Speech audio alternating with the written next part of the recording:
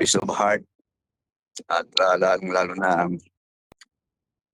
nasa ibang bansa ng mga mahal namin sa buhay.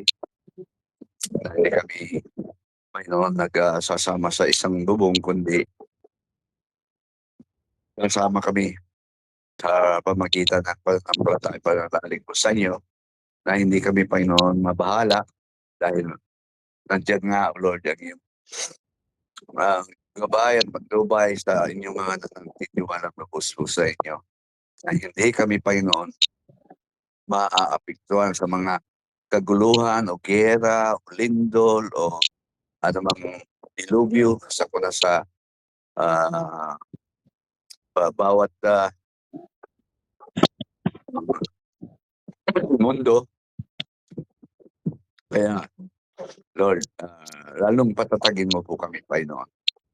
Dahil, totoo nga, Panginoon, napakahirap talaga mamuhay dito sa balat ng mundo, kaya dito sa mundong ito, dahil nandito ang good and evil, at maraming evil, Panginoon.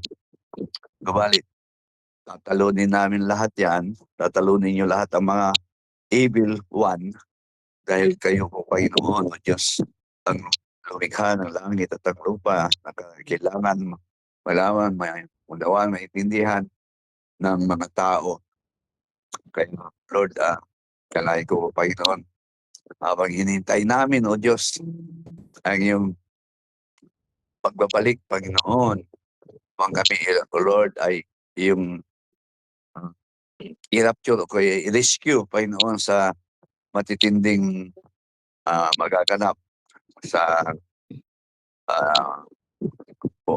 kamunduhan nito, Lord. Okay, itong lupang tinitirahan namin, o Lord, ay nandiyan, o Lord, ang aming peace of mind, peace of heart, at pagtitiwalang lubos na hindi kami, Panginoon, masisindak dahil nasa mabuting kami, Panginoon, sa iyong kapangyarihan.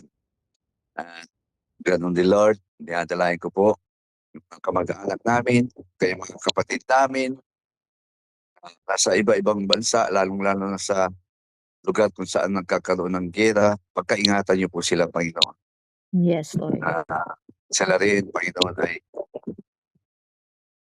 kung sakali mayroong repatriation, ay makakasakay sila at magkita-kita pa rin kaming magkakapatid sa pangalan mo, Jesus.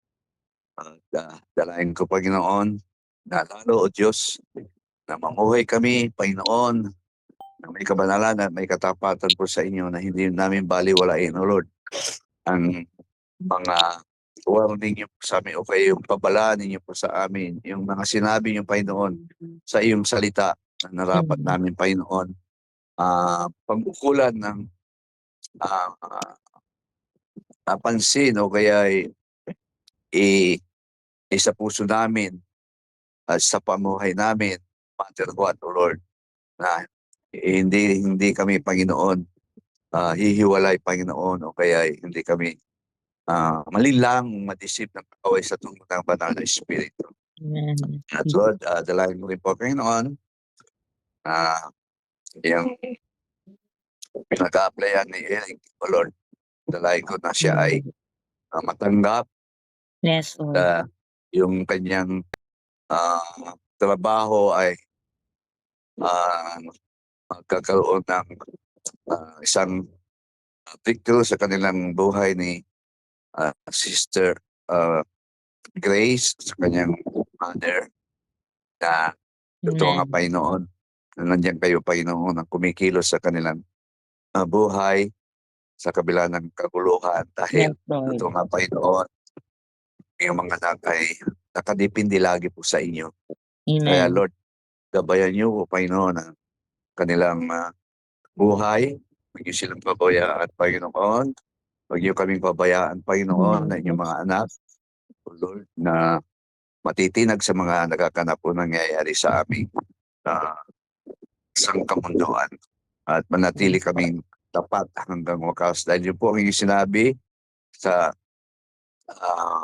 Matthew 24, mananatiling tapat at 24:13, ang mananatiling tapat hanggang wakas ang siyang maliligtas. Kaya Yes. Lord, pagigtingin namin ang aming pong pananalig po sa inyo dahil palapit na nga, Panginoon, ang iyong pangalawang pagbabalik o kaya'y Amen. tinatawag na rapture day, O Lord, o Yes. kaya end of the world. Kaya panghawakan niyo po kami, Panginoon. Looban niyo kami, Panginoon, ng Espiritu na hindi kami anuman, O Lord, ang mga pakana ng kaaway, Amen. sirain ang aming sangkatauhan o kay lupang ginagalawan namin, pati ang aming katawan. Subalit, nasa mabuting kamay kami dahil nandiyan, Lord, ang iyong pagkalinga at lagi mo kaming nilulukuban, Panginoon, ng iyong grasya sa pamagitan ng banal na Espiritu.